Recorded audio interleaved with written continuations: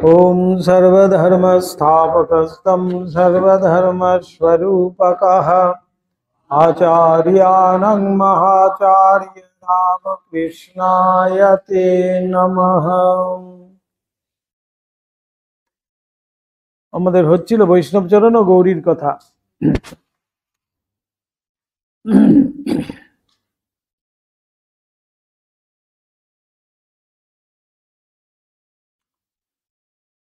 এটা হয়ে গেছে না, কালী ও কৃষ্ণে অভেদ বুদ্ধি সম্বন্ধে গৌরী।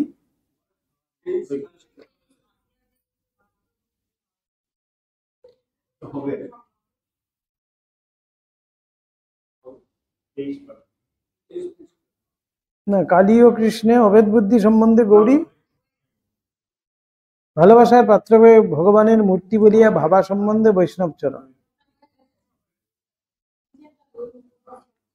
ওই উপদেশ শাস্ত্র সম্বন্ধ উপনিষদের যাজ্ঞবল্ক্য মৈত্রেয়ী সংবাদ।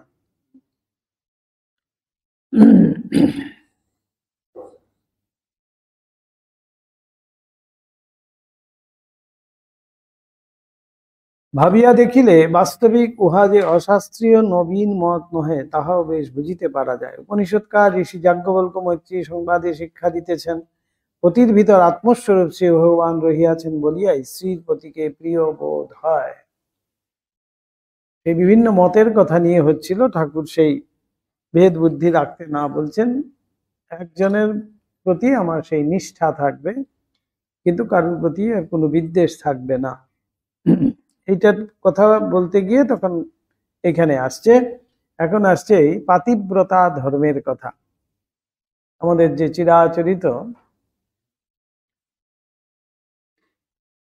আমাদের প্রাচীন ধারায় যেটা রয়েছে পাতিব্রতা, পতিব্রতা স্ত্রী আমরা বলতে খুব সাধারণ দৃষ্টিতে, কিন্তু পতিব্রতা স্ত্রী মানে পতির সবকিছুতে তিনি সাথে আছেন, তাই তাকে পতিব্রতা বলা হচ্ছে। সহধর্মিনীর কথা বলা হচ্ছিল। সেই এই যাজ্ঞবল্ক্য মৈত্রী সংবাদে আছে, পতির ভিতর আত্মস্বরূপ, পতি দেবতা, পতি পরম দেবতা। আগেকার সেই আমাদের শাস্ত্রীয় বিধির মতে, শাস্ত্রীয় ব্যাখ্যায় আছে, পতি হলেন গিয়ে ভগবান স্বরূপ। কেন ভগবান স্বরূপ? সেই আত্মস্বরূপে, সেই পতির মধ্যেও সেই আত্মস্বরূপ শ্রী ভগবান রহিয়া আছেন বলিয়াই স্ত্রীর পতিকে প্রিয় বোধ হয়। আত্মস্বরূপ, আমি নিজে আছি সেখানে, তাই তিনি এত আপনার। এই যে আপন বোধ, মায়ের কথায় আছে না, জগৎকে আপনার করে নিতে শেখো, কেউ তো পর নয়। এই কথাটিও কিন্তু এই আত্মদৃষ্টির থেকেই কিন্তু আসছে। ব্রহ্মদৃষ্টিত্ব যেটাকে বলা হচ্ছে, আমি যে সর্বভূতে আছি, সর্বম খলু ইদম ব্রহ্ম,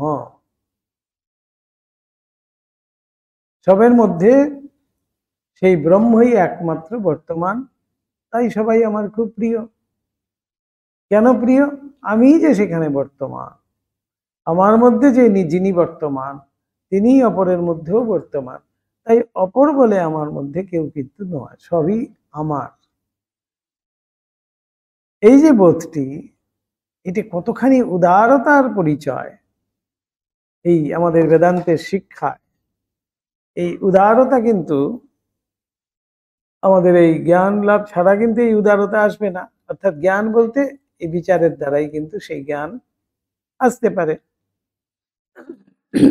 তাই এখানে বলছেন পাতিব্রতা ধর্মের মধ্যে কিন্তু সেইখানেও সেই যে স্ত্রী, তাকে একটি ব্রত পালন করতে হবে সারা জীবনের জন্য, সেই জন্য সেখানে তাকে সংকল্প করে তারই পানি গ্রহণ করছেন সেই পতি। এই হলো কি বিবাহ। সেই স্ত্রীও কিন্তু সংকল্প করছে যে আমি আমার এই পতির মধ্যেই আত্মস্বরূপে, আমার মধ্যে যে আত্মারূপী ভগবান আছেন, তার মধ্যেও সেই আত্মারূপী ভগবান আছেন, তাই আমি তার প্রতি আমার এত প্রেম থাকবে, এত ভালোবাসা থাকবে, এত আপনজন হবেন তিনি। তাই এখানে বলাই হচ্ছে, সেটাও কিন্তু সংকল্প করানো হচ্ছে সেই যিনি বিবাহ হচ্ছে যেই কন্যার, আর যিনি পতি থাকবেন তাকেও সংকল্প করতে হচ্ছে এই কন্যারূপী যে যিনি, তিনি হলেন শক্তি স্বরূপা। সেই শক্তিরূপে আমিও কিন্তু তার যথাযোগ্য সম্মান সব সময় দেব। এই হলো গিয়ে আমাদের বিবাহের প্রতিশ্রুতিবদ্ধতা। বিবাহে আর কিছুই নয়, এই মন্ত্রগুলো কিরকম প্রতিশ্রুতি দিচ্ছে, এদিক থেকে কন্যা পক্ষ দিচ্ছে, ওদিক থেকে পাত্রপক্ষ দিচ্ছে। এই দুই পক্ষের প্রতিশ্রুতি যখন ঠিক হলো, তখনই সেটা সম্প্রদান হলো। স্ত্রীর ভিতর যিনি, তিনি থাকাতেই পতির মন স্ত্রীর প্রতি আকৃষ্ট হইয়া থাকে। সেই পতি কি করবেন, তিনিও জানবেন আমার মধ্যে যে আত্মস্বরূপে ভগবান আছেন, সেই আত্মারূপী ভগবান কিন্তু আমার স্ত্রীর মধ্যেও রয়েছে, তাই তিনি স্ত্রীর প্রতি আকৃষ্ট হইয়া থাকেন। এই রূপে ব্রাহ্মণের ভিতর, ক্ষত্রিয়ের ভিতর, ধনের ভিতর, পৃথিবীর যে সমস্ত বস্তু অন্তরে প্রিয় বুদ্ধির উদয় করিয়া মানব মন আকর্ষণ করে, সে সমস্তের ভিতরেই প্রিয় স্বরূপ, আনন্দ স্বরূপ, ঐশ্বরিক অংশের বিদ্যমানতা দেখিয়া ভালোবাসিবার উপদেশ ভারতের উপনিষদকার ঋষিগণ বহু প্রাচীন যুগ হইতেই আমাদের শিক্ষা দিতেছেন। কেন আমার ভালো লাগে? সেখানে আমারই সেই আত্মস্বরূপ সেখানে বর্তমান, তাই আমারও ভালো লাগে। দেবর্ষি নারদাদি ভক্তিসূত্রে আচার্যগণ জীবকে ঈশ্বরের দিকে কাম ও ক্রোধাদি রিপু সকলের বেগ ফিরাইয়া দিতে বলিয়া এবং সখ্য বাৎসল্য মধুর রসাদি আশ্রয় করিয়া ঈশ্বরকে ডাকিবার উপদেশ করিয়া উপনিষদকার ঋষিদিগেরই যে পদানুসরণ করিয়াছেন, ইহা স্পষ্ট বুঝা যায়। এই নারদীয় ভক্তি সূত্রেও কিন্তু তাই আছে, যে সখ্য বাৎসল্য মধুর রসাদি বিভিন্ন রকমের ভাবের যে সাধন রয়েছে ভগবানের সাথে, সেই সাধন করেই কিন্তু ভগবানের সাথে আমাদের সম্বন্ধ স্থাপন হয়। এবং বলছেন এই কাম ক্রোধাদি রিপু সমস্ত ভগবান মুখী করে দেওয়া হয়। ঠাকুর যেমন বলছেন কাম ক্রোধ বাসনা সেগুলো যাওয়ার তো নেই, তার মোড় ফিরিয়ে দিতে হবে। ঠিক এই কিন্তু, অর্থাৎ সবই যদি ভগবান ময় হয়ে যায় তখন আর আমাদের চিন্তা থাকে না।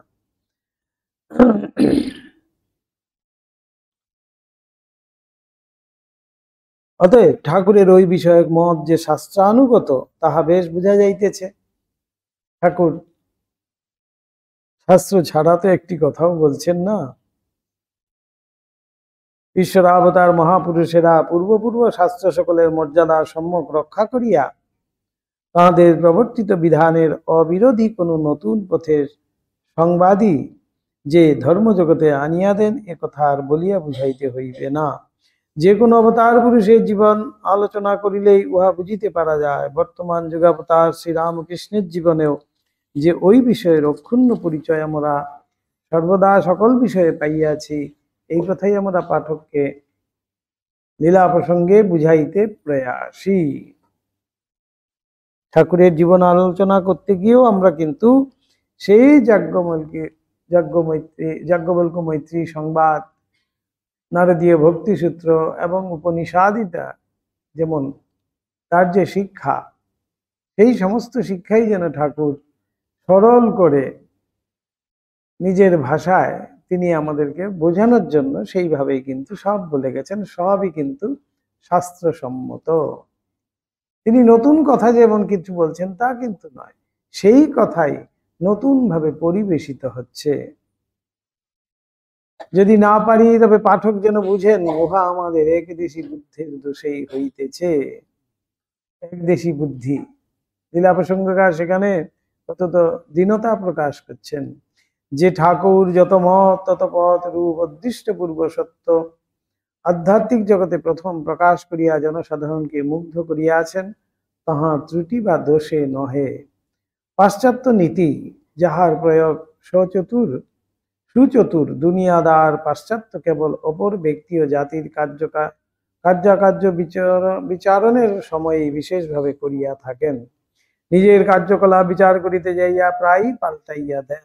সেই পাশ্চাত্য নীতির অনুসরণ করিয়া আমরা যাহাকে জঘন্য কর্তা ভোজাদি মত বলিয়া নাসিকা কুঞ্চিত করি, ওই কর্তা ভোজাদি মত হইতে শুদ্ধাদ্বৈত বেদান্ত মত পর্যন্ত সকল মতই এ দেবমানব ঠাকুরের নিকট সসম্মানে ঈশ্বর লাভের পথ বলিয়া স্থানপ্রাপ্ত হইত এবং অধিকারী বিশেষে অনুষ্ঠেয় বলিয়া নির্দিষ্ট হইত। ঠাকুর কাউকে কিন্তু ছোট করছেন না, বলছেন ওটাও একটি মত। তবে ঠাকুর কি বলছেন, দু রকমের দরজা হয়, সদর দরজা আর পিছন দিকের দরজা, কিন্তু সবই কিন্তু সে যে কোনো দরজাই প্রবেশ করি না কেন আমি ঘরের ভিতরেই প্রবেশ করব, ওটাও একটি মত। কাউকে কিন্তু ছোট করছেন না। আমরা অনেকে দেশ বুদ্ধি প্রণোদিত হইয়া ঠাকুরকে অনেক সময় জিজ্ঞাসা করিয়াছি, মহাশয় অত বড় উচ্চদরের সাধিকা ব্রাহ্মণী পঞ্চমকাল লইয়া সাধন করিতেন, এটা কি রূপ? অথবা অত বড় উচ্চদরের ভক্ত সুপণ্ডিত বৈষ্ণবচরণ পরকীয়া গ্রহণে বিরত হন নাই, এ তো বড় খারাপ। ঠাকুরও তাহাতে বারংবার আমাদের বলিয়াছেন, ওতে ওদের দোষ নেই রে, ওরা 16 আনা মন দিয়ে বিশ্বাস করত, ওইটাই ঈশ্বর লাভের পথ। ঈশ্বর লাভ হবে বলে যে যেটা সরলভাবে প্রাণের সহিত বিশ্বাস করে অনুষ্ঠান করে, সেটাকে খারাপ বলতে নেই, নিন্দা করতে নেই। যদি ঈশ্বর কেন্দ্রীভূত হয় তাহলে যে কোনো অনুষ্ঠানই কিন্তু আমরা করতে পারি। ঈশ্বর ছাড়া যদি অনুষ্ঠান করি তাহলে কিন্তু ঈশ্বর থেকে বহির্ভূত হয়ে গেলাম, ঈশ্বরের থেকে বিচ্ছিন্ন হয়ে গেলাম, অন্য পথে চলে যাব। তাই ঠাকুর সেখানেও কিন্তু বুঝিয়ে দিয়েছেন নিন্দা করতে নেই। আবার এই যে এইসব পঞ্চমকার সাধন, পরকীয়া সাধন, এগুলো যে এত বড় বড় সাধক তারা করেছেন কিভাবে, তারা সত্যিকারের জিনিসটাকে ধরেছিলেন এবং বিশ্বাসের সঙ্গে করেছিলেন যে এটাও একটি মত, এই পথ দিয়েও কিন্তু, এই মত অবলম্বন করেও কিন্তু আমি ঈশ্বরমুখী হতে পারি। তাই ঠাকুর বলছেন ওইটে ওদের দোষ নেই। ঈশ্বর লাভ হবে বলে যে যেটা সরলভাবে প্রাণের সহিত বিশ্বাস করে অনুষ্ঠান করে, যদি বিশ্বাস করে অনুষ্ঠান করে ঈশ্বর লাভ হবে বলে, সেটাকে খারাপ বলতে নেই, নিন্দা করতে নেই। নিন্দনীয় কোনগুলো? যেটা ঈশ্বর বিমুখতা আনে, যেই অনুষ্ঠান আমাকে ঈশ্বর বিমুখতা করে দিচ্ছে, বিমুখ করে দিচ্ছে, ঈশ্বরের থেকে বিচ্ছিন্ন করে দিচ্ছে, সেটাই কিন্তু নিন্দনীয়। কিন্তু ঈশ্বর মুখে যদি করে তাহলে অবশ্যই সেটি অনুষ্ঠেয়। কেননা যে কোনো একটা ভাব ঠিক ঠিক ধরলে তা থেকেই ভাবময় ভগবানকে পাওয়া যায়। ভাবিলে ভাবের উদয় হয়, যেমন ভাব তেমনি লাভ বলাই হচ্ছে, গানে আছে তো, যে যার ভাব ধরে তাকে রেখে যা, আর কারো ভাবে নিন্দা করিসনি বা অপরের ভাবটা নিজের বলে ধরতে যাসনি। এই বলিয়াই সদানন্দময় ঠাকুর অনেক সময় গাহিতেন, আপনাতে আপনি থেকো, যেও না মন কারু ঘরে, যা চাবি তা বসে পাবি, খুঁজো নিজে অন্তঃপুরে। পরম ধন সে পরশমণি, যা চাবি তা তাই দিতে পারে, ওমন কত মণি পড়ে আছে, সে চিন্তামণির নাচ দুয়ারে। তীর্থ গমন দুঃখ ভ্রমণ, মন উচাটন হয় না রে, তুমি আনন্দে ত্রিবেণী স্নানে, শীতল হও না মূলাধারে।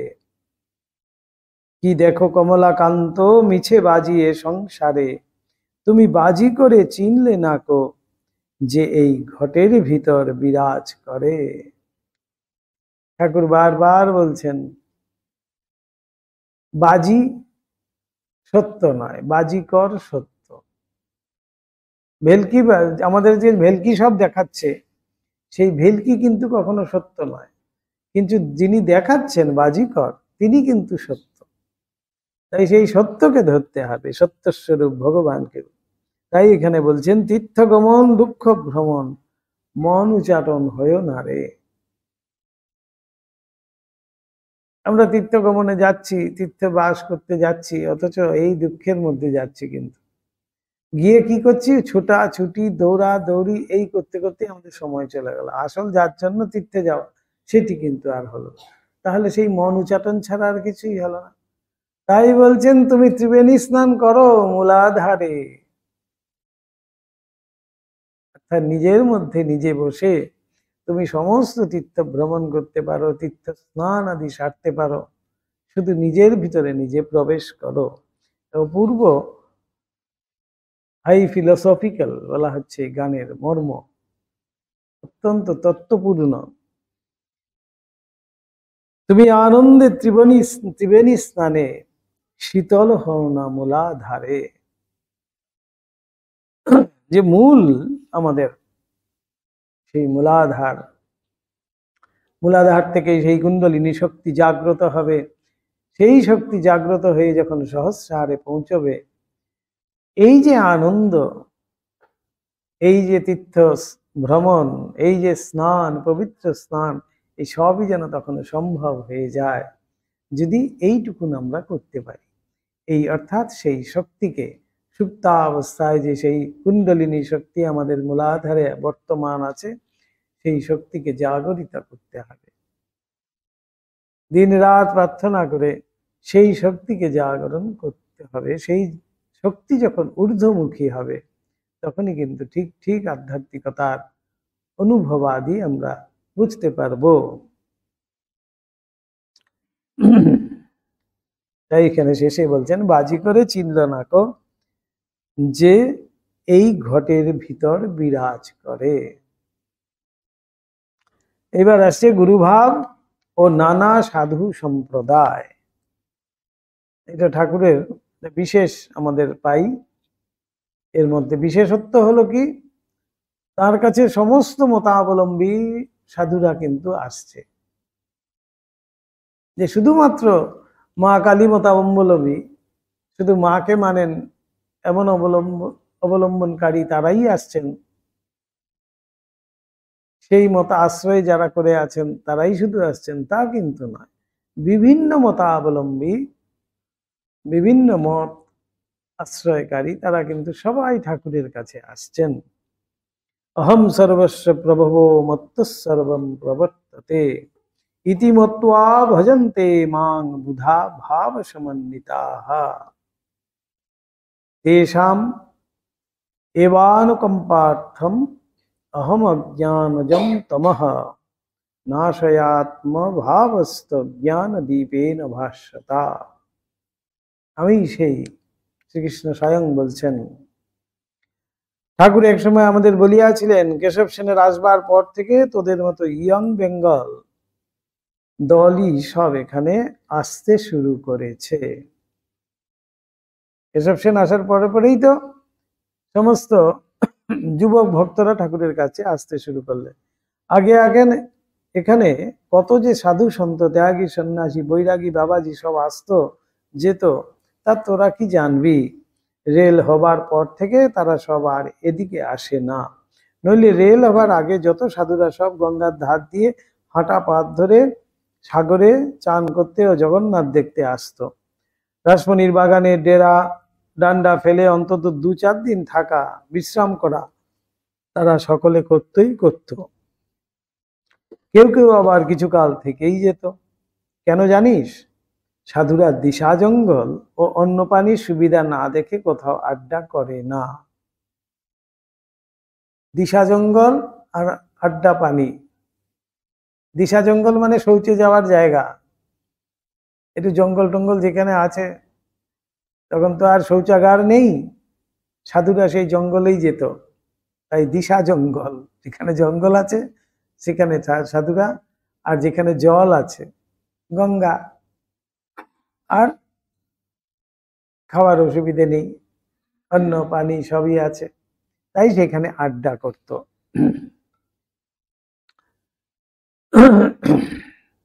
দিশা জঙ্গল কিনা শৌচাদির জন্য সুবিধাজনক, নিরেলা জায়গা। আর অন্য পানি কিনা ভিক্ষা। ভিক্ষার নেই তো সাধুদের শরীর ধারণ, সেজন্য যেখানে সহজ ভিক্ষা পাওয়া যায় তারই নিকটে সাধুরা আসন অর্থাৎ থাকিবার স্থান ঠিক করে। আবার চলতে চলতে ক্লান্ত হয়ে পড়লে ভিক্ষার কষ্ট সহ্য করেও বরং সাধুরা কোনো স্থানে 2-1 দিনের জন্য আড্ডা করে থাকে। কিন্তু যেখানে জলের কষ্ট এবং দিশা জঙ্গলের কষ্ট বা শৌচাদি দেবার ফারাকত স্থান নেই, সেখানে কখনো থাকে না। ভালো ভালো সাধুরা ওসব কাজ যেখানে সকলে করে, সেখানে লোকের নজরে পড়তে হবে, সেখানে করে না। অনেক দূরে নিরেলা জায়গায় গোপনে সেরে আসে। সাধুদের কাছে একটা গল্প শুনেছিলাম। ঠাকুর আবার গল্প শুরু করলেন। একজন লোক ভালো ত্যাগী সাধু দেখবে বলে সন্ধান করে ফিরছিল। তাকে একজন বলে দিলে যে সাধুকে লোকালয় ছাড়িয়ে অনেক দূরে গিয়ে শৌচাদি সারতে দেখবে তাকেই জানবে ঠিক ঠিক ত্যাগী। কি কাণ্ড দেখুন! সবার অলক্ষ্যে, কেউ দেখতে পায় না, সবার অলক্ষ্যে। তাই সে ওই কথাটি মনে রেখে লোকালয়ের বাইরে সন্ধান করতে করতে একদিন একজন সাধুকে অপর সকলের চেয়ে অনেক অধিক দূরে গিয়ে ওইসব কাজ সারতে দেখতে পেলে ও তার পিছনে পিছনে গিয়ে সে কেমন লোক তাই জানতে চেষ্টা করতে লাগলো। এখন সে দেশের রাজার মেয়ে শুনেছিল যে ঠিক ঠিক যোগী পুরুষকে বিয়ে করতে পারলে সুপুত্তুর লাভ হয়, কারণ শাস্ত্রে আছে যোগী পুরুষদের ঔরসেই সাধু পুরুষেরা জন্মগ্রহণ করেন। রাজার মেয়ে তাই সাধুরা যেখানে আড্ডা করেছিল সেখানে মনের মতো পতি খুঁজতে এসে ওই সাধুটিকেই পছন্দ করে বাড়ি ফিরে গিয়ে তার বাপকে বললে যে সে ওই সাধুকে বিবাহ করবে। কি কাণ্ড! রাজা মেয়েটিকে বড় ভালোবাসত, মেয়ে জেদ করে ধরেছে, কাজেই রাজা সেই সাধুর কাছে এসে অর্ধেক রাজত্ব দেব ইত্যাদি বলে অনেক করে বোঝালে যাতে সাধু রাজকন্যাকে বিবাহ করে। কিন্তু সাধু রাজার সেসব কথায় কিছুতেই ভুলল না। কাকেও কিছু না বলে রাতারাতি সে স্থান ছেড়ে পালিয়ে গেল। আগে যার কথা বলেছি সেই লোকটি সাধুর ওইরূপ অদ্ভুত ত্যাগ দেখে বুঝলে যে বাস্তবিকই সে একজন ব্রহ্মজ্ঞ পুরুষের দর্শন পেয়েছে ও তাঁর শরণাপন্ন হয়ে তার মুখে উপদেশ পেয়ে তাঁর কৃপা ঈশ্বর ভক্তি লাভ করে কৃতার্থ হলো। রাসমণির বাগানে ভিক্ষার সুবিধা, মা গঙ্গার কৃপায় জলেরও অভাব নেই, আবার নিকটেই মনের মতো দিশা জঙ্গল যাবার স্থান। কাজেই সাধুরা তখন এখানেই ডেরা করত। আবার কথা মুখে হাঁটে। এ সাধু ওকে বললে, সে আরেকজন এদিকে আসছে জেনে তাকে বললে। এইরূপে রাসমণির বাগানে যে সাগর ও জগন্নাথ দেখতে যাবার পথে একটি ডেরা করবার বেশ জায়গা। এ কথাটা সকল সাধুদের ভেতরেই তখন চাউর হয়ে গিয়েছিল। ঠাকুর আরো বলিতেন, এক এক সময় এক এক রকমের সাধুর ভিড় লেগে যেত। এক সময় সন্ন্যাসী পরমহংসই যত আসতে লাগলো। পেট বৈরাগীর দল নয়, সব ভালো ভালো লোক। পেট বৈরাগী, পেট বৈরাগী মানে খাওয়ার জন্য, খালি পেটের জন্য, পেটটি পুড়ে গেলেই ব্যাস হয়ে গেল তাদের। তাই ঠাকুর বলছেন পেট বৈরাগী নয়, ভালো ভালো সাধুরা সব আসতো, ভালো ভালো লোক। নিজের ঘর দেখাইয়া ঘরে দিন রাত্রি তাদের ভিড় লেগেই থাকতো। আর দিবারাত্রি ব্রহ্ম ও মায়ার স্বরূপ অস্তি ভাতি প্রিয়, এইসব বেদান্তের কথাই চলতো। অস্তি ভাতি প্রিয়, ঠাকুর ওই কথা কয়টি বলিয়াই আবার বুঝাইয়া দিতেন, বলিতেন সেটা কি জানিস? ব্রহ্মের স্বরূপ। অস্তি ভাতি প্রিয়, এই 3টি শব্দ দিয়ে ব্রহ্মের স্বরূপ বোঝানো হচ্ছে। বেদান্তে ওইভাবে বোঝানো আছে, যিনি অস্তি কিনা ঠিক ঠিক বিদ্যমান আছেন, তিনি ভাতি কিনা প্রকাশ পাচ্ছেন। ভা ভা মানে প্রকাশ, ভাতি প্রকাশ পাচ্ছে। তাই সূর্যের নাম ভাস্কর। ওম সহস্র কিরণায় বিদ্মহে, আছে না, সূর্যকে সূর্যের গায়ত্রীতে বলাই হচ্ছে সহস্র কিরণায় বিদ্মহে।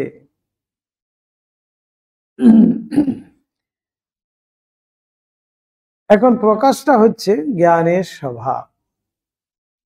যে জিনিসটার সম্বন্ধে আমাদের জ্ঞান হয়েছে সেটাই আমাদের কাছে প্রকাশিত রয়েছে। জ্ঞান না হলে তো প্রকাশ নাই। প্রকাশটা কিন্তু জ্ঞানের সাথে সম্বদ্ধ। জ্ঞান না হওয়া পর্যন্ত কিন্তু প্রকাশ নেই। তাই আমাদের মধ্যে যে দেবত্ব আছে সেই দেবত্বের প্রকাশ, দেবত্বের বিকাশ, সেটাই বলা হচ্ছে ধর্ম, স্বামীজির ভাষায়। এখন এই প্রকাশ বলতে এই জ্ঞান, আমার মধ্যে দেবত্ব রয়েছে, এই দেবত্ব আছে বলে যে সেই জ্ঞান না হওয়া পর্যন্ত কিন্তু আমার থেকে সেই প্রকাশ আসবে না। তাহলে ভাতির ক্ষেত্রে এই জ্ঞানের সাথে কিন্তু সম্বদ্ধ। তাই ভাতিটা অর্থাৎ এই প্রকাশটা জ্ঞানের সাথে সম্বদ্ধ। জ্ঞান না হওয়া পর্যন্ত কিন্তু প্রকাশ আমরা দেখতে পাবো না। সূর্য আছেন, সূর্য না উঠা পর্যন্ত তো আমরা সূর্যকে দেখতে পাবো না। অর্থাৎ সূর্য যখন উঠছে, উদিত হলো, তখনই সূর্যকে দেখে আমার মধ্যে সেই জ্ঞান হলো, তখনই কিন্তু আমরা বুঝতে পারলাম যে হ্যাঁ, সূর্য উঠেছে। ঠিক সেই রকমই আমার মধ্যে দেবত্ব আছে, আমি এটা জানছি, কিন্তু ঠিকভাবে জানিনি, সেই জন্য তার বিকাশ হচ্ছে না, তার প্রকাশ হচ্ছে না। যখনই জানবো তখনই কিন্তু প্রকাশ হলো। সেই হলো গিয়ে আমি যে সেই ব্রহ্মস্বরূপ, আমার মধ্যে সেই ব্রহ্ম বর্তমান অস্তি ভাতি, আমি যে সেই ব্রহ্মস্বরূপ, সেটা জ্ঞান যখন আমার প্রকৃষ্ট রূপে প্রজ্ঞা রূপে প্রকাশিত হলো, তখনই কিন্তু ভাতি অর্থাৎ প্রকাশিত। ব্রহ্মবিদ ব্রহ্মৈব ভবতি কেন বলছে তাহলে? খুব সুন্দর, কিন্তু এর মধ্যে দিয়েই ঠাকুরের এই কথার মধ্যে দিয়ে আমরা একটা টাফ, কিন্তু এটা আমাদের এই বেদান্তে অস্থিভাতি প্রিয় নিয়ে কত বই যে লেখা হয়ে গেছে, কিন্তু খুব যদি সূক্ষ্মভাবে ভাবি, ঠাকুরের এই ছোট্ট কথার মধ্যে কিন্তু সম্পূর্ণ একবারে মূল কথাটি রয়েছে, কিন্তু সূক্ষ্মভাবে বুঝতে হবে, ধরতে হবে। অস্থি ভাতি প্রিয় ব্রহ্ম, তিনি বর্তমান অস্থি আছেন। এই জ্ঞানটা কিন্তু আমার এখনো আসেনি। যদি এসে যেত তাহলে কিন্তু প্রকাশ হয়ে যেত। ভাতি,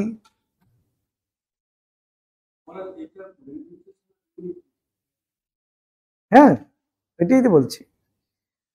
এবার এখন প্রকাশটা হচ্ছে জ্ঞানের স্বভাব। এই তাই বলছেন, যে জিনিসটার সম্বন্ধে আমাদের জ্ঞান হয়েছে সেটাই আমাদের কাছে প্রকাশিত রয়েছে। যেটার জ্ঞান নেই সে জিনিসটা আমাদের কাছে অপ্রকাশ রয়েছে। কেমন না? তাই বেদান্ত বলে, যে জিনিসটা যখনই আমাদের অস্তিত্ব বোধ হলো, তখনই অমনি সে বোধের সঙ্গে সে জিনিসটা আমাদের কাছে দীপ্তিমান বা প্রকাশিত বলে বোধ হলো। কি সুন্দর দেখুন, ঠাকুর একবারে সরল কথায় বুঝিয়ে দিচ্ছেন। যেই মুহূর্তে আমি বুঝলাম আমার মধ্যে সেই ব্রহ্মত্ব রয়েছে, আমি সেই ব্রহ্ম, তখনই কিন্তু সাথে সাথে সেটি প্রকাশিত হলো। অর্থাৎ যেই জ্ঞানটি আমার মধ্যে এলো, সাথে সাথে কিন্তু ভাতি অস্থিটার যখন জ্ঞান হলো, তখনই কিন্তু ভাতি হলো। অর্থাৎ তার সাথে একেবারে পরস্পরের সাথে জড়িত রয়েছে, বোধ হলো। আর অমনি সেটা আমাদের প্রিয় বলে বোধ হলো। কেন প্রিয়? আমার আত্মস্বরূপ, তাই তিনি প্রিয়। এই অস্থি ভাতি প্রিয় নিয়েই কিন্তু পুরো বেদান্ত। এইটি ছোট্টর মধ্যে দেখুন, কয়েকটি লাইনের মধ্যে এই গূঢ় তত্ত্ব আমাদের বেদান্তের। কত বই যে তাতে, কত ভাষ্য যে, কত টিকা লিখেছেন টিকাকাররা।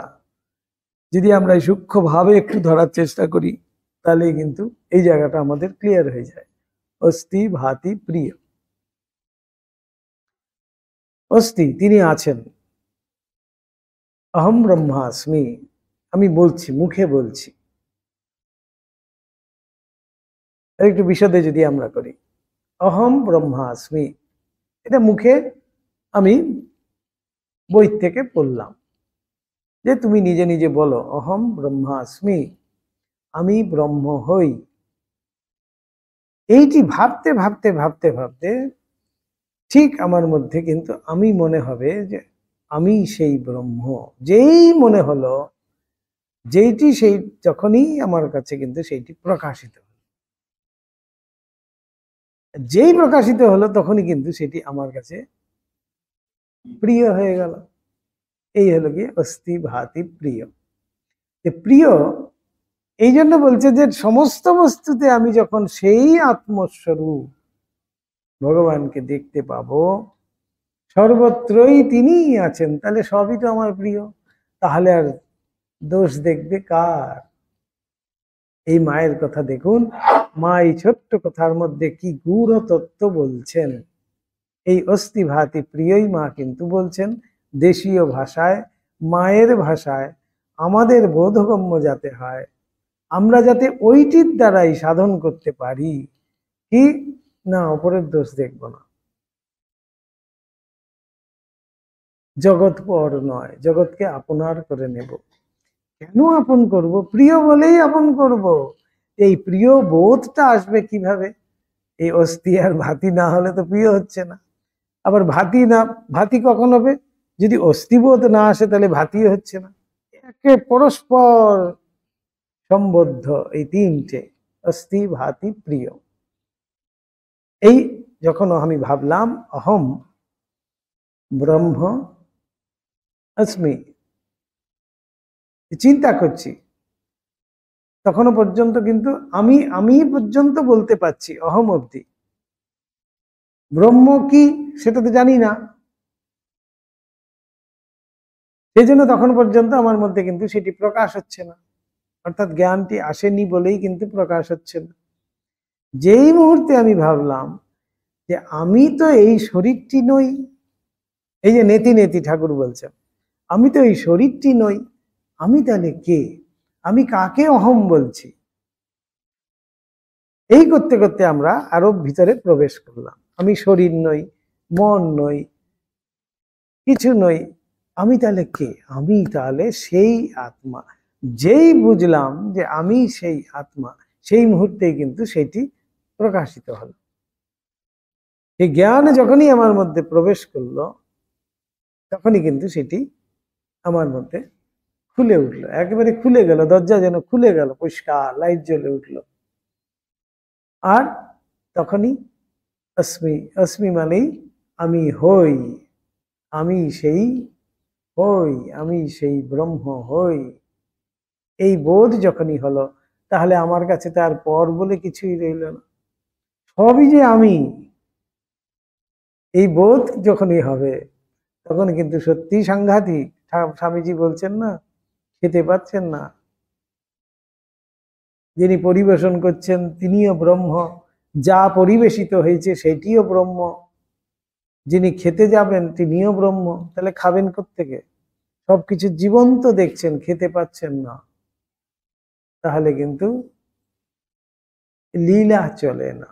বলছেন মানব লীলা চলাকালীন এই অস্থি ভাতি প্রিয় বোধ যদি থাকে, অহম ব্রহ্মাস্মি বোধ যদি থাকে, সর্বম খলু ইদম ব্রহ্ম যদি বোধ থাকে, সেটি যতক্ষণ আছে ততক্ষণ কিন্তু লীলা চলবে না, বুধ হয়ে বসে আছে ঠাকুর। তাই তেমন একটি ছবি চাইছেন। মাস্টারকে বলছেন না, আমাকে এমন একটি ছবি এনে দিতে পারো? সাধু ধুনি জেলে বসে আছে, কলকেতে টান দিয়েছে, টান দিয়ে বুধ হয়ে বসে আছে। এমন সব ঠাকুরের দেখুন বৈচিত্র্যময় চিন্তা। ঠাকুর এমন উদ্দীপনাময় সেই ছবি ঠাকুর তাই চাইছেন, এমন একটি ছবি যেটা দেখলে পরে উদ্দীপন হবে আমাদের। সে গাঁজা খাওয়ার উদ্দীপন হবে না কলকে টানার উদ্দীপন হবে? না, এই যে বোধে বোধ হয়ে বুধ হয়ে বসে আছে, এই বোধটি আমরা যেন সেখান থেকে একটু হলেও বুঝতে পারি। তাই ঠাকুর তেমন একটি ছবির কথা বলছেন। এই অস্থি ভাতি প্রিয় আমাদের হয়ে গেল।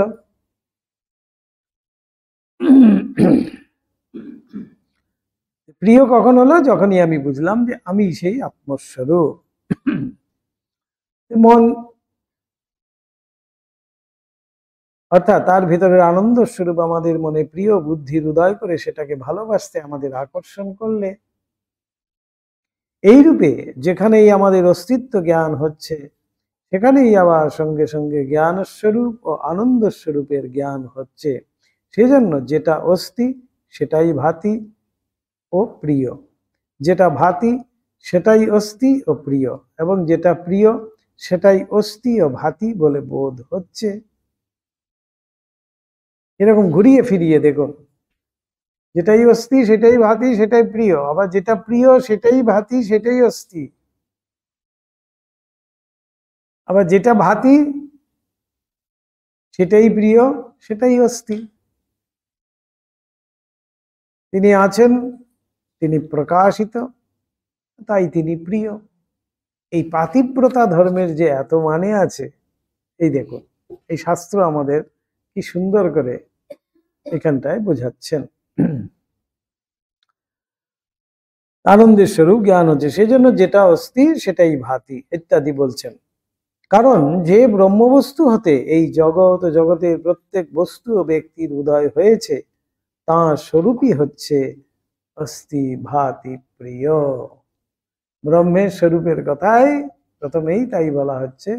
ব্রহ্মের স্বরূপ কি? অস্থি ভাতি প্রিয় বা সচ্চিৎ আনন্দ। সৎ নিত্য বস্তু, চিৎ অর্থাৎ চৈতন্য স্বরূপ, আনন্দ অর্থাৎ সেখানে আনন্দে বর্তমান আনন্দ স্বরূপ। সেজন্যই উত্তর গীতা বলেছে জ্ঞান হলে বোঝা যায় যেখানে বা যে বস্তু বা ব্যক্তিতে তোমার মন টানছে সেখানে বা সেই বস্তু ও ব্যক্তির ভিতর পরমাত্মা রয়েছেন। এই বোধে কি আর আমাদের হয় সেটা? তা নয়, কিন্তু সেই বোধে যদি হয় তাহলে সেখানে কিন্তু কোনো দোষ নাই। তাই ঠাকুর বলছেন মতকে কখনো নিন্দে করো না। তারা কিন্তু সম্পূর্ণ বিশ্বাস করেই সেটাকে গ্রহণ করেছিল, নাহলে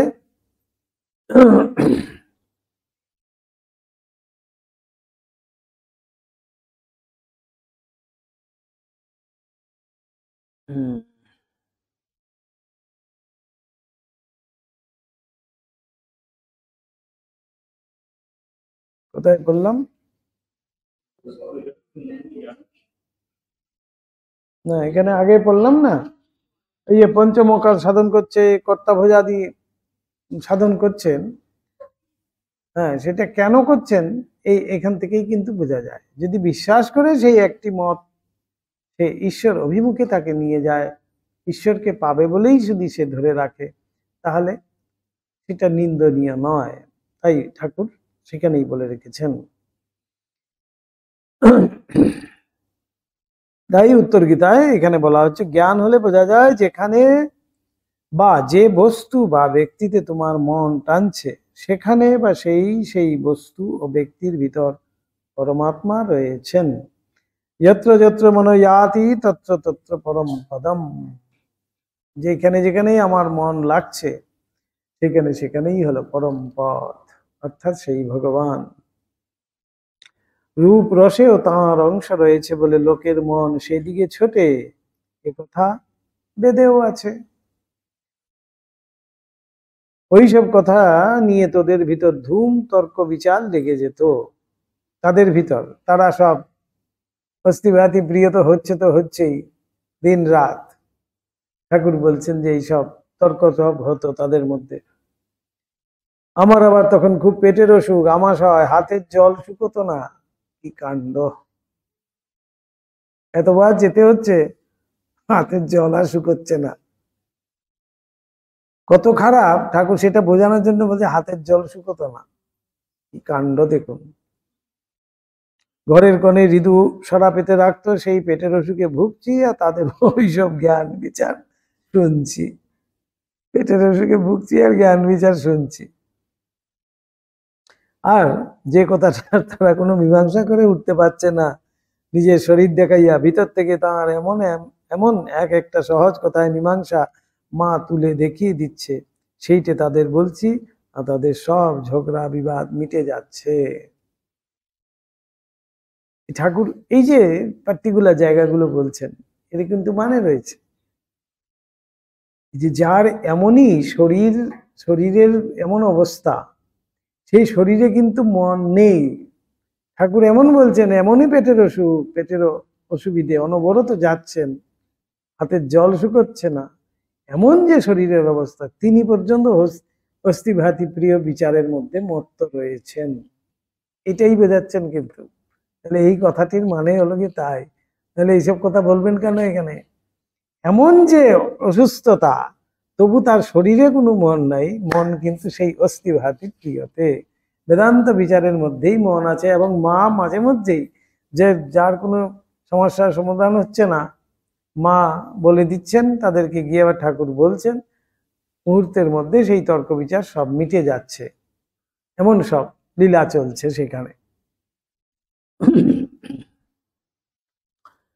একবার এক সাধু এলো, তার মুখখানিতে বেশ একটি সুন্দর জ্যোতি রয়েছে, সে কেবল বসে থাকে আর ফিক ফিক করে হাসে। কত রকমের সাধু দেখুন, ফিক ফিক করে হাসে।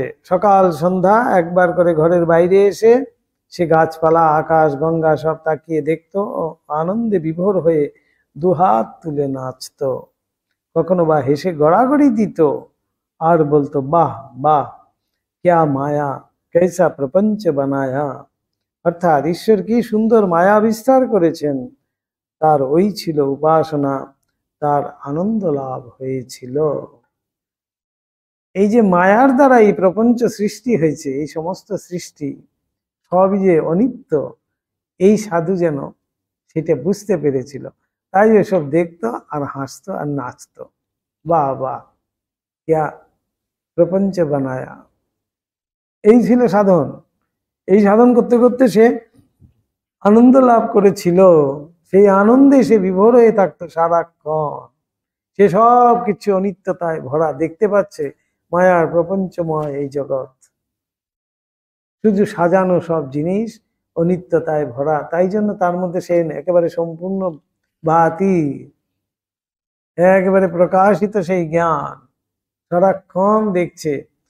দেখে কি হচ্ছে, সে তো নিশ্চিন্ত এবং আনন্দে বিভোর হয়ে আছে মায়ের এইসব খেলা দেখে। মহামায়া এত সুন্দর করে সব সাজিয়ে রেখেছে জগৎকে প্রপঞ্চ দিয়ে, তাই তিনি বেরিয়ে মাঝে মাঝে হাত তুলে তুলে নাচতেন। এমন ধরনের সাধু। আরেকবার এক সাধু আসে, সে জ্ঞান উন্মাদ, দেখতে যেন পিশাচের মতো, উলঙ্গ, গায়ে মাথায় ধুলো, বড় বড় নখ চুল, গায়ে মরার কাঁতার মতো একখানা কাঁতা, পরমংশ অবস্থা, জ্ঞান উন্মাদ। কি কাণ্ড দেখুন। কালীঘরের সামনে দাঁড়িয়ে দর্শন করতে করতে এমন স্তব পড়লে যেন মন্দিরটা শুদ্ধ কাঁপতে লাগলো, আর মা যেন প্রসন্না হয়ে হাসতে লাগলেন। তারপর কাঙালিরা যেখানে বসে প্রসাদ পায়, সেখানে তাদের সঙ্গে প্রসাদ পাবে বলে বসতে গেল, কিন্তু তার ওই রকম চেহারা দেখে তারাও তাকে কাছে বসতে দিলে না, তাড়িয়ে দিলে। তারপর দেখি প্রসাদ পেয়ে সকলে যেখানে উচ্ছিষ্ট পাতাগুলি ফেলেছে, সেখানে বসে কুকুরদের সঙ্গে এঁটো ভাতগুলো খাচ্ছে। একটা কুকুরের ঘাড়ে হাত দিয়ে রয়েছে, আর ও একই পাতে ওই কুকুরটা খাচ্ছে আর সেও খাচ্ছে। অচেনা লোকে ঘাত ধরেছে, তাতে কুকুরটা কিছু বলছে না বা পালাতে চেষ্টা করছে না। তাকে দেখে মনে ভয় হলো যে শেষে আমারও ওইরূপ অবস্থা হয়ে ওই রকম থাকতে বেড়াতে হবে নাকি। ঠাকুর এবারে চিন্তায় পড়ে গেছেন, মাকে সাথে সাথে বলছেন, মা আমারও কি এমন হবে? মা সাথে সাথে কিন্তু উত্তর দিলেন যে না, এমনটি হবে না। এনাকে দিয়ে তো অনেক কাজ করাতে হবে সাধারণ মানুষের মধ্যে, যদি ওরকম পিশাচ অবস্থায় যদি মানুষ দেখে তাহলে তো তার কাছে কেউ ঘেসবে না। সে কিন্তু জ্ঞান উন্মাদ, সে হলো পরমহংস অবস্থা। ঠাকুরই একমাত্র চিনতে পেরেছিল, বাকিরা তো কেউ চেনেনি, তাই সবাই তাড়িয়ে দিচ্ছে। দেখে এসেই হৃদুকে বললুম, হৃদু, এ যে সে উন্মাদ নয়, জ্ঞান উন্মাদ। ওই কথা শুনে হৃদু তাকে দেখতে ছুটলো। গিয়ে দেখে তখন সে বাগানের বাইরে চলে যাচ্ছে। হৃদু অনেক দূর তার সঙ্গে সঙ্গে চললো আর বলতে লাগলো, মহারাজ, ভগবানকে কেমন করে পাবো, কিছু উপদেশ দিন। প্রথম কিছুই বললে না, তারপর যখন হৃদে কিছুতেই ছাড়লে না, সঙ্গে সঙ্গে যেতে লাগলো। তখন পথের ধারে নর্দমার জল দেখিয়ে বললে, নর্দমার জল দেখিয়ে বললে, ওই নর্দমার জল আর ওই গঙ্গার জল যখন এক বোধ হবে, সমান পবিত্র জ্ঞান হবে, তখন পাবি। এই পর্যন্ত আর কিছুই বললে না। অর্থাৎ সর্বম খলু ইদম ব্রহ্ম। তাই তার কাছে অপবিত্র কিছু নেই। ঠাকুর কি সুন্দর পার্টিকুলারলি দেখুন, প্রত্যেকটা জায়গা বলছেন। কুকুরটার ঘাড়ে হাত দিয়ে রেখেছে, কুকুরটাও কিছু বললে না। তার মানে কি, এই প্রত্যেকটি পয়েন্ট গুলো ধরতে হবে। অচেনা একটা লোক কুকুরের গায়ে হাত দিলে কুকুরটাও তো ঘ্যাঁ ঘ্যাঁ করবে। ঠাকুর সেই পার্টিকুলার জায়গাটাও কিন্তু তুলে ধরলেন। অচেনা লোক কুকুরটার ঘাড়ে হাত দিয়ে রেখেছে, কুকুরটা কিছু বললে না। তার মানে সর্বম খলু ইদম ব্রহ্ম, সবই যে ব্রহ্মময় তার কাছে, জ্ঞান উন্মাদ। সে কোথাও অপবিত্র কিছু দেখতেই পাচ্ছে না। তাই তো নর্দমার জল আর গঙ্গার জল যখন এক বোধ হবে বলছে, তখন তাকে পাবি বলে গেলেন। কিভাবে বলছেন? কোথাও অস্পৃশ্য বলে কিছু নেই, কুকুর ছাগল গরু বেড়াল কিছু বলে অন্য কিছু নেই, ব্রহ্ম ছাড়া কিছু নেই। সর্বত্র সেই ব্রহ্ম একমাত্র, খলু ইদম ব্রহ্ম। সর্বত্র সেই ব্রহ্মস্বরূপ। এই যে জ্ঞান, তার মধ্যে জ্ঞান সে সম্পূর্ণ ভাবে তার মধ্যে প্রকাশিত। সেজন্য সেই কুকুরটাও কিন্তু তার সাথে বিদ্বেষ করলো না।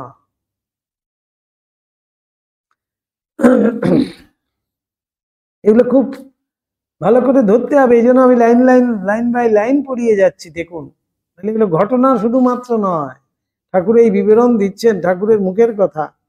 কুকুরটার ঘাড়ে ধরে সে খাচ্ছে, কুকুরটা কিছু বললে না। এটা খুব এমনি ভাবে আমরা কিন্তু উড়িয়ে চলে যাব, আমাদের কাছে কোনো মানেই নেই, কিন্তু প্রত্যেকটার মানে রয়েছে। কেন? সর্বম খলু ইদম ব্রহ্ম, তার কাছে সবই যে ব্রহ্মময়। তাই তো তিনি বলতে পারছেন, এই নর্দমার জল আর গঙ্গার জল যখন এক বোধ হবে, অর্থাৎ সমান পবিত্র বলে বোধ হবে, আপো নারায়ণ, সমস্ত জলই নারায়ণ স্বরূপ।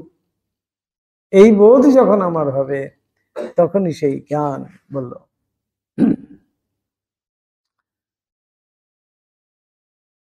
হৃদে আরো কিছু শুনবার ঢের চেষ্টা করলে, বললে, মহারাজ, আমাকে চেলা করে সঙ্গে দিন। তাতে কোনো কথাই বললে না। তারপর অনেক দূর গিয়ে একবার ফিরে দেখলে হৃদু তখনও সঙ্গে আসছে। দেখেই চোখ রাঙিয়ে ইট তুলে হৃদুকে মারতে তাড়া করলে। এই প্রত্যেকটি লাইন দেখুন ঠাকুরের কি সুন্দর করে তুলে ধরেছেন।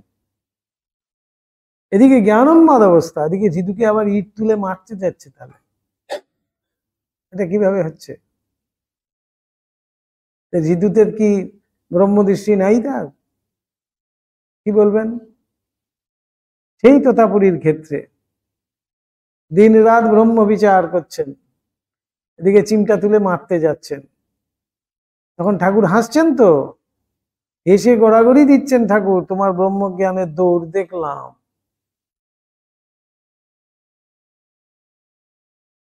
এই শিক্ষা দিচ্ছেন। এই ক্ষেত্রে তাহলে কি বলবেন? এগুলো সব মিলাতে হবে একটার সাথে আরেকটা। এই ক্ষেত্রে তিনি তো এক্ষুনি বলে গেলেন, এই নর্দমার জল আর গঙ্গার জল যখন এক বোধ হবে, পবিত্র বোধ হবে, তখনই তাকে পাবে। সর্বং খলু ইদম ব্রহ্ম, তিনি তো সব সময় দেখছেন। সেই উচ্ছিষ্ট খেয়ে গেলেন, তার কোনো বোধ নেই। এবার জিদুকে কিন্তু ইট তুলে মারতে যাচ্ছে। কেন? প্রশ্ন এটা। তাহলে তখন তার ব্রহ্মদৃষ্টিত্ব কি চলে গেছে? জিদুর প্রতি এই বিদ্বেষ কেন?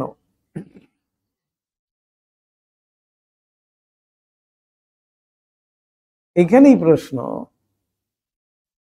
যে তারা জ্ঞান উন্মাদ বটে, ঠাকুরের মধ্যে কি সেই জ্ঞান নেই? কিন্তু কখনো কখনো তাদের মধ্যে সেই দেহবোধ আসছে।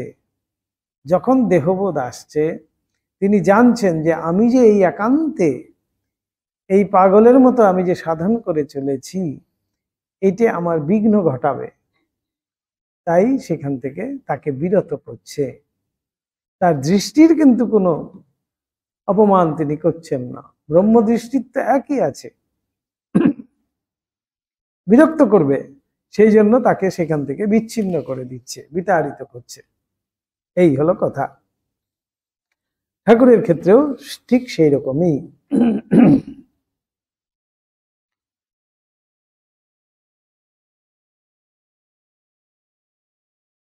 দেখেই চোখ রাঙিয়ে ইট তুলে হৃদেকে মারতে তাড়া করলো। হৃদে যেমন পালালো, অমনি ইট ফেলে সে পথ ছেড়ে কোন দিক দিয়ে যে সরে পড়লো, হৃদে তাকে আর দেখতে পেলে না। অমন সব সাধু লোকে বিরক্ত করবে বলে ওই রকম বেশে থাকে। এখন যদি সেজে গুজে থাকতো, লোকে কিন্তু ভিড় করতো। ওই রকম পাগলের মতো বেশ করে বসে আছে আমাদের বিজ্ঞান মহারাজ। কিম্ভূত কিমাকার সেজে বসে থাকতেন বিজ্ঞান মহারাজ, এলাহাবাদের মঠে বাসতেন তখন। সেরকম ঠিক ভালো কোট কেউ দিয়ে গেছে, বিদেশ থেকে কোনো একজন পাঠিয়েছে ওনাকে একটা কোট, খুব ভালো দামি কোট। ওনার যে দর্জি আছে তাকে ডেকে বলেছে, ये क्या कोट है? দর্জি বলছে, নেই মহারাজ, हम ठीक कर देंगे। হ্যাঁ, ले जाओ। উনি নিয়ে গিয়ে এখানে কেটেছে, ওখানে কেটেছে, এখানে পকেট, ওখানে পকেট, এখানে একটা বড় পকেট, ওখানে একটা বড় পকেট করে দিয়েছে। কোটটাকে কেটে কুটে চারিদিকে পকেট টকেট লাগিয়ে দিয়েছে, তারপরে এনে মহারাজকে দিয়েছে। মহারাজ বলছে, হ্যাঁ আপ ঠিক হুয়া। কিম্ভূত কিমাকার এরকম একটা টুপি, এরকম একটা জামা, এরকম একটা কাপড়, এরকম জুতো, এসব পরে পরে বসে থাকতেন। কেন? ওই লোকে বিরক্ত করবে বলে। প্রথম জীবনে তো আরো স্ট্রিক্ট ছিলেন, স্বামীজি শিখালেন তাকে। একজন প্রণাম করছেন, হ্যাঁ, মায়েরা, বিশেষ করে মায়েরা প্রণাম করছেন, একজন প্রণাম করে মাথা তুলেছে, মহারাজ দেখছেন ওইখানে, এখানে প্রণাম করেছেন। তিনি মাথা প্রণামটা করে মাথা তুলেছেন, মহারাজকে হাত জোর করছেন, দেখছেন মহারাজ ওইখানে। দাঁড়াতেনই না, কারুর প্রণাম নিতেন না। স্বামীজি বুঝিয়ে টুজিয়ে তারপরে, আর নিজেকে বলতেন, मैं तो राम जी का बंदर हूं, রাম জি কা বান্দর হুঁ, নিজেই বলতেন। আর ওরকম কিম্ভূত কিমাকার হয়ে থাকতেন। বলতেন যে সেজে গুজে থাকলে লোকে ভিড় করবে বেশি, তাই এরকম থাকতেন। ঠাকুরও বলছেন বিরক্ত করবে বলে ওই রকম বেশে থাকে। ওই সাধুটি ঠিক ঠিক পরমহংস অবস্থা হয়েছিল। পরমহংস মানেই এখানে বলছেন, সেজন্য পরমহংসেরা, এই শাস্ত্রে আছে, ঠিক ঠিক পরমহংসেরা বালকবধ, পিশাচবধ, উন্মাদবোধ হয়ে সংসারে থাকে। সেজন্য পরমহংসেরা ছোট ছোট ছেলেদের আপনাদের কাছে রেখে দেয়, তাদের মতো হতে শেখে। ছেলেদের যেমন সংসারের কোনো জিনিসটার আঁট নেই, সকল বিষয়ে সেই রকম হবার চেষ্টা করে। দেখিসনি বালককে হয়তো একখানি নতুন কাপড় মা পরিয়ে দিয়েছে, তাতে কতই আনন্দ। যদি বলিস কাপড়খানি আমায় দিবি, সে অমনি বলে উঠবে, না দেব না, মা আমায় দিয়েছে বলেই আবার হয়তো কাপড়টার খোঁটটা জোর করে ধরবে আর তোর দিকে দেখতে থাকবে, পাছে তুই সেখানে কেড়ে নিস। কাপড়খানাতেই তখন যেন তার প্রাণটা সব পড়ে আছে। তারপরেই হয়তো তোর হাতে একটা সিকি পয়সার খেলনা দেখে বলবে ওইটে দে, আমি তোকে কাপড়খানা দিচ্ছি। আবার কিছু পরেই হয়তো সে খেলনাটা ফেলে একটা ফুল নিতে ছুটবে। তার কাপড়েও যেমন আর্ট, খেলনাটায়ও সেই রকম আর্ট। ঠিক ঠিক জ্ঞানীদেরও ওই রকম হয়। ঠাকুরের ক্ষেত্রে কোনো একটি বালক এসছে তার ঘরে, ঠাকুর জিলেপি ছিল, এক চাঙারি জিলেপি, ঠাকুর সে লুকাচ্ছে জিলেপিটা, দেখে সবাই আশ্চর্য হয়ে যাচ্ছে। ঠাকুর সবসময় সবাইকে দেন, সেখানে ঠাকুর সেই ছোট্ট বাচ্চাটাকে দেখে সেই জিলেপিটাকে লুকোচ্ছে। এই বালক স্বভাব। এই বালক স্বভাব কেন বালকদেরকে সাথে রাখেন? এই বালকদের যে আর্ট, কোনো কিছুতেই আর্ট নেই, সংসারে কোনো জিনিসে আর্ট নেই, সেই বালক স্বভাবটা যাতে তাদের মধ্যে আরোপ করতে পারেন, সেই জন্য। এইরকম করে কতদিন গেল, তারপর তাদের যাওয়া আসাটা কমে গেল। তারা গিয়ে আসতে লাগলো যত রামায়িত বাবাজি। প্রথম সেই বেদান্তবাদীরা এলো, এবার রামায়িত বাবাজিরা, ভালো ভালো ত্যাগী ভক্ত বৈরাগী বাবাজি দলে দলে আসতে লাগলো। আহা, তাদের সব কি ভক্তি বিশ্বাস, কি সেবায় নিষ্ঠা। তাদের একজনের কাছ থেকেই তো রামলালা আমার কাছে থেকে গেল, সেসব ঢের কথা। সে বাবাজি ওই ঠাকুরটি চিরকাল সেবা করত। রামলালা মূর্তি ছোট্ট, যেখানে যেত সঙ্গে করে নিয়ে যেত, যা ভিক্ষা পেত রেঁধে বেড়ে তাকে ভোগ দিত। শুধু তাই নয়, সে দেখতে পেত রামলালা সত্য সত্যই খাচ্ছে বা কোনো একটা জিনিস খেতে চাচ্ছে, বেড়াতে যেতে চাচ্ছে, আবদার করছে ইত্যাদি, আর ওই ঠাকুরটি নিয়েই সে আনন্দে বিভোর মত্ত হয়ে থাকতো। আমিও দেখতে পেতুম রামলালা ওই রকম সব করছে, আর রোজ সেই বাবাজির কাছে 24 ঘন্টা বসে থাকতুম আর রামলালাকে দেখতুম। ঠাকুরের খুব ভালো লাগতো, ঠাকুর গিয়ে ওখানে বসে থাকতেন পঞ্চবটিতে। দিনের পর দিন যেতে লাগলো রামলালারও, তত আমার উপর পীড়িত বাড়তে লাগলো। এবার রামলালা ঠাকুরের প্রতি প্রেম হয়ে গেছে, রামলালার প্রেম হয়েছে, দেখুন ঠাকুরের নয়। আমি যতক্ষণ বাবাজির কাছে থাকি ততক্ষণ সেখানে সে বেশ থাকে, খেলাধুলো করে, আর যেই সেখান থেকে নিজের ঘরে চলে আসি তখন সেও সঙ্গে সঙ্গে চলে আসে। কি কাণ্ড! আমি বারণ করলেও সাধুর কাছে থাকে না। প্রথম প্রথম ভাবতুম বুঝি মাথার খেয়ালে ওই রকমটা দেখি, নইলে তার চিরকালে পুজো করা ঠাকুর, ঠাকুরটিকে সে কত ভালোবাসে, ভক্তি করে, সন্তর্পণে সেবা করে, সে ঠাকুর তার চেয়ে আমায় ভালোবাসবে, এটা কি হতে পারে? রামলালা তো তাকেই ভালোবাসার কথা, যেই সাধু সেবা করছে। কিন্তু ওরকম ভাবলে কি হবে? দেখতুম সত্য সত্য দেখতুম, এই যেমন তোদের সব দেখছি এই রকম দেখতুম। কি আশ্চর্য সব ঘটনা! যখন অবিশ্বাস্য, যেন তোদের যেমন দেখছি তেমনটি দেখতুম, ঠাকুর বলছেন। সত্য সত্য। রামলালা সঙ্গে সঙ্গে কখনো আগে কখনো পেছনে নাচতে নাচতে আসছে, কখনো বা কোলে উঠবার জন্য আবদার করছে, আবার হয়তো কখনো বা কোলে করে রয়েছি, কিছুতেই কোলে থাকবে না, কোল থেকে নেমে রোদে দৌড়াদৌড়ি করতে থাকে। কাঁটা বনে গিয়ে ফুল তুলবে বা গঙ্গার জলে নেমে ঝাঁপাই জুড়বে। যত বারণ করি, ওরে অমন করিস নি, গরমে পায়ে ফোসকা পড়বে, ওরে অত জল ঘাটিস নি, ঠান্ডা লেগে সর্দি হবে, জ্বর হবে, সে কি তা শোনে? রামলালা ভগবান ঠাকুর তার সাথে এমন কথা বলছেন যে পায়ে ফোসকা পড়বে, জল ঘাটিস নি, সর্দি হবে। বাৎসল্য ভাবে পূর্ণ, বাৎসল্য ভাব আর কি, পরিষ্কার দেখছেন।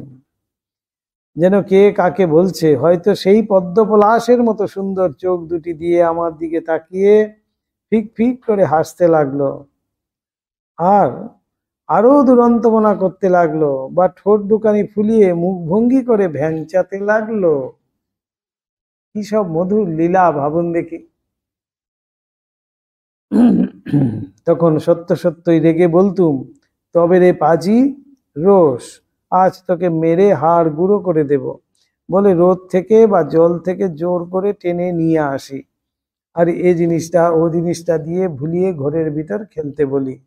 আবার কখনো বা কিছুতেই দুষ্টামি থামছে না দেখে চটটা চাপড়টা বসিয়ে দিতাম। ওইটুকুন রামলালাকে ঠাকুর চট চাপড়ও মেরেছেন, জীবন্ত ঠাকুরের সাথে সাথে ঘুরছে তো। মার খেয়ে সুন্দর ঠোঁট দুখানি ফুলিয়ে সজল নয়নে আমার দিকে দেখতো। তখন আবার মনে কষ্ট হতো, কোলে নিয়ে কত আদর করে তাকে ভুলাতাম। এরকম সব ঠিক ঠিক দেখতুম করতুম। কি সব অপূর্ব সব লীলা। একদিন নাইতে যাচ্ছি, বায়না ধরলে সেও যাবে, কি করি, নিয়ে গেলুম। তারপর জল থেকে আর কিছুতেই উঠবে না, যত বলি কিছুতেই শোনে না। শেষে রাগ করে জলে চুবিয়ে ধরে বললুম, তবে নে কত জল ঘাটতে চাস ঘাট। আর সত্য সত্য দেখলুম সে জলের ভিতর হাঁপিয়ে শিউরে উঠল।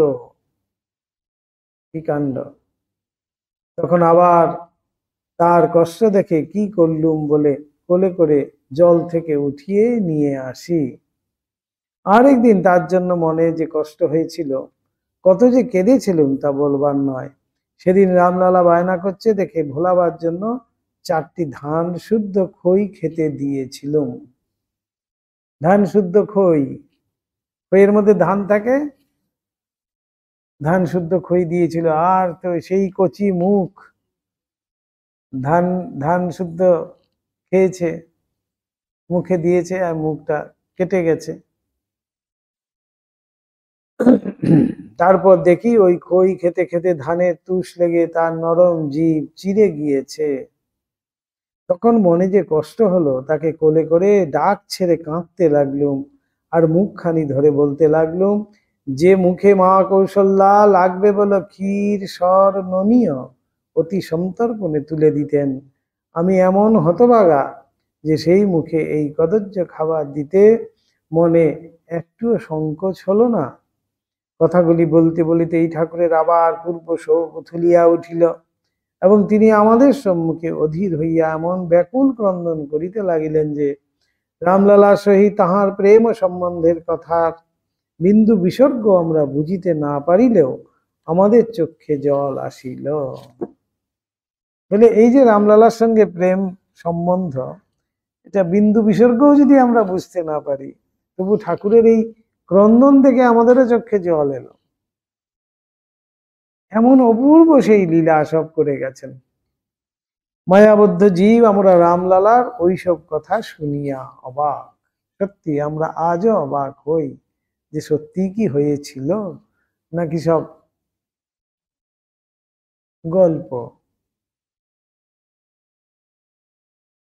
ঠাকুর একটাও তো অসত্য বলেননি কোনোদিন, তার মুখ থেকে একটি কথাও কোনোদিন অসত্য বেরোয়নি। সত্য স্বরূপ ভগবান বলছেন। ভুল করেও যদি কোনোদিন একটা অসত্য বলতে গেছেন, তাহলে ভুল সব গন্ডগোল হয়ে যেত, ঠাকুরের ওলট পালট হয়ে যেত, আবার শুধরাতে হতো। তাই তাকে যদি বিশ্বাস করি, তার প্রতিটি কথাও আমাদের বিশ্বাস করতে হবে। ভয়ে ভয়ে রামলালা ঠাকুরটির দিকে তাকাইয়া দেখি যদি কিছু দেখিতে পাই। লীলা প্রসঙ্গকার বলছেন তখনও তো সেই বিগ্রহ আছে। সেই বিগ্রহের দিকে তাকিয়ে লীলা প্রসঙ্গকার বলছেন যে আমরা ভয়ে ভয়ে তাকিয়ে দেখলাম যে কিছু কি দেখা যায় কিনা, দেখি তো ওমা কিছুই নাই। আর পাবই বা কেন, রামলালার উপর সে ভালোবাসার টান তো আমাদের নেই। ঠাকুরের ন্যায় শ্রীরামচন্দ্রের ভাবটি ভিতরে ঘনীভূত হইয়া আমাদের সে ভাবচক্ষু তো খুলে নাই যে বাহিরেও রামলালাকে জীবন্ত দেখিব। আমরা একটি ছোট্ট পুতুলই দেখি আর ভাবি ঠাকুর যা বলিতেছেন তা কি হইতে পারে বা হওয়া সম্ভব। সংসারে সকল বিষয়ই তো আমাদের ঐরূপ হইতেছে, আর অবিশ্বাসের ঝুড়ি লইয়া বসিয়া আছি। দেখো না, ব্রহ্মজ্ঞ ঋষি বলিলেন সর্বম খল্বিদং ব্রহ্ম নেন না নাস্তি কিঞ্চন, অন্য আর কিছু নেই। জগতে এক সচ্চিদানন্দময় ব্রহ্ম বস্তু ছাড়া আর কিছুই নেই। তোরা যে নানা জিনিস নানা ব্যক্তি সব যে দেখিতেছিস, তার একটা কিছু বাস্তবিক নয়। সেই যে সাধু পিক পিক করে হাসছে, সেই ঠিক ঠিক দেখতে পেয়েছে, বাস্তবিকই কোনো জিনিসই আর নেই।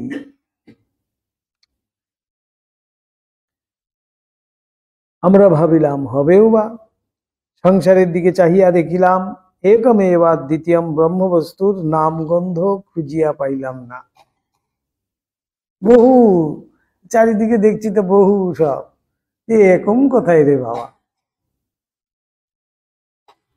अहम एकम नास्ति বহু अस्ति। তাই তো, যে চোখ খুলে যখন সংসারের দিকে তাকাচ্ছি, একমই বা দ্বিতীয়ম কোথার থেকে এলো রে বাবা, এ সব গাঁজাখড়ি গল্প। আমি দেখছি সব বহু, তাহলে একম, একম কিভাবে বলছেন? তাহলে আমাদের চোখে কিভাবে রামলালাকে দেখতে পাবো? এক, সেই বোধটাই যখন হয়নি, তাহলে আর কি অস্থিভাতি প্রিয় হবে? তাই প্রিয়ও আমাদের নেই, তাই নিন্দাও আছে, দেশও আছে, বিদ্বেষও আছে, হিংসাও আছে, কামও আছে, ক্রোধও আছে, বাসনাও আছে। নেই বলেই তো, যেই মুহূর্তে এই দৃষ্টি আসবে আমার, সেই মুহূর্তে সব উবে গেল, কর্পূরের মতো উবে যাবে বলছে।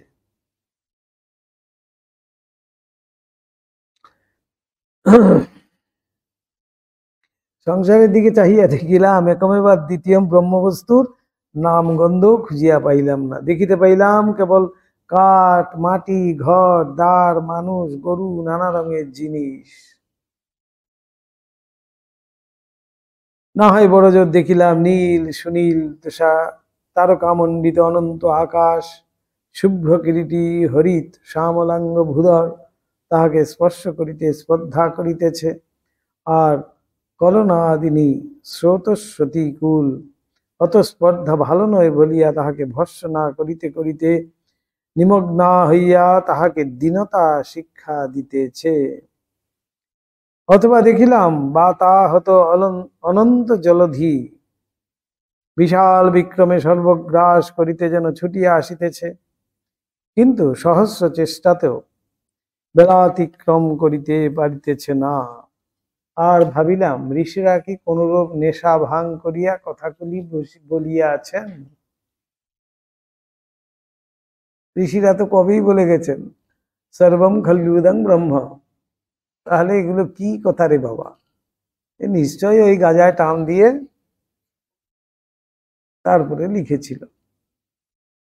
লীলা প্রসঙ্গকার স্বয়ং আমাদের কথাগুলোই কিন্তু তুলে ধরছেন, আমাদের চিন্তা ভাবনাগুলো।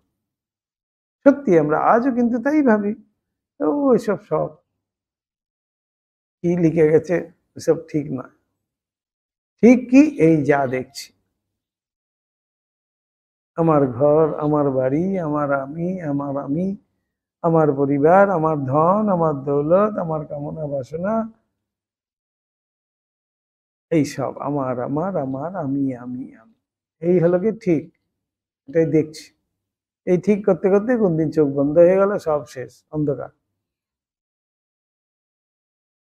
হরি ওম রামকৃষ্ণ হয়ে গেল। আবার কয়দিন পরে আবার আসতে হচ্ছে, আবার সেখান থেকে ছোট থেকে শুরু করছে।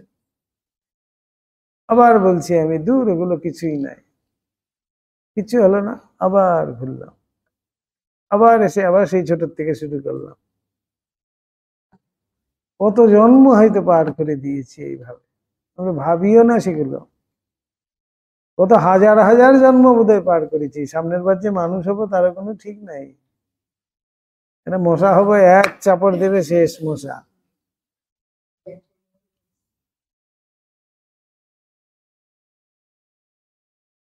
একটা চাপড়েই মশা শেষ, আবার একটা মাছি হলাম, এবারে সাপ হলাম, ব্যাঙ হলাম, কি কি হবো কেউ জানি না।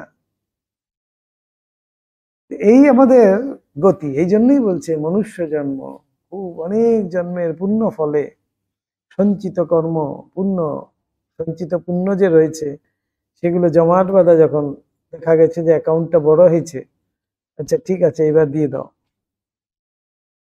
এই টাকায় ম্যানেজ হয়ে যাবে, যা অ্যাকাউন্ট হয়েছে এটাতে ম্যানেজ হয়ে যাবে বলে একবার দিয়ে দেয় মনুষ্য জন্ম। সেই মনুষ্য জন্মে যদি আমরা কিছু করতে পারি তাহলে কিন্তু সোজা সেই কেন্দ্রতে ঢুকে গেলাম। আর যদি ঢুকতে না পারি আবার সেই চক্রাকারে ঘুরতে হবে, আবার সেই চক্রের মধ্যে পড়তে হবে।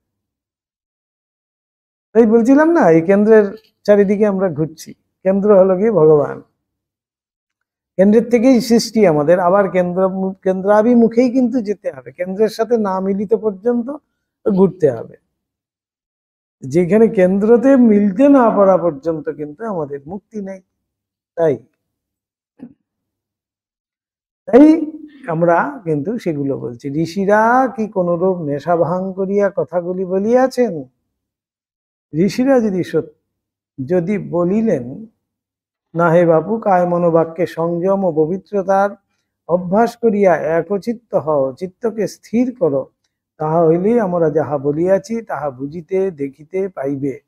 দেখিবে জগৎটা তোমারই ভিতরের ভাবের ঘনীভূত প্রকাশ। দেখিবে তোমার ভিতরে নানা রহিয়াছে, বলিয়াই বাহিরেও নানা দেখিতেছ। কি অপূর্ব সব কথা না। নেহ নানাস্তি কিঞ্চন, নেহ নানাস্তি কিঞ্চন, বলছে আমার ভিতরে বহু আছে বলেই আমি কিন্তু বহু দেখছি। যার বহু বোধ নেই সে তো এক ছাড়া দ্বিতীয় দেখবে না। তাই বলছেন যার কাছে অস্থি তার কাছেই কিন্তু ভাতি, তার কাছেই প্রিয়। বেদান্তের তাই মূল বলা হচ্ছেন অস্থি ভাতি প্রিয়। তো নানা রহিয়াছে বলিয়েই নানা দেখিতেছি। আমরা বলিলাম ঠাকুর পেটের দায়ে ইন্দ্রিয় তাড়নায় অস্থির, আমাদের অত অবসর কোথায়? আমরা বলিলাম ঠাকুর তোমার ব্রহ্মবস্তু দেখিতে হইলে যাহা যাহা করিতে হইবে বলিয়া ফর্দ বাহির করিলে তাহা করা তো 2-4 দিন বা মাস বা বৎসরের কাজ নয়। মানুষে এক জীবনে করিয়া উঠিতে পারে কিনা সন্দেহ। তোমাদের কথা শুনিয়া ওই বিষয়ে লাগিয়া তারপর যদি ব্রহ্মবস্তু না দেখিতে পাই, অনন্ত আনন্দ লাভটা সব ফাঁকি বলিয়া বুঝিতে পারি, তাহা হইলেই তো আমার এ কুলো গেল ও কুলো গেল। এত সুন্দর লীলা প্রসঙ্গকার একেবারে তুলে ধরছেন আমাদের মনের কথা। বলছে আচ্ছা সত্যি যদি ভগবানকে না পাই, কিছু করতে না পারি, তারপরে আমি শেষ বয়সে যদি ভাবি রে বাবা আমার এইটাও গেল না ওইটাও গেল, যা এদিকেও পেলাম না ওদিকেও পেলাম না, একুল ওকুল দুকুল গেল।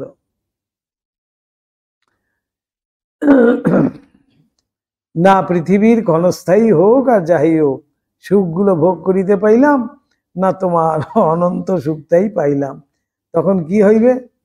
না ঠাকুর, তুমি অনন্ত সুখের আস্বাদ পাইয়া থাকো ভালো, তুমি উহা শিষ্য প্রশিষ্য ক্রমে সুখে ভোগ দখল করো।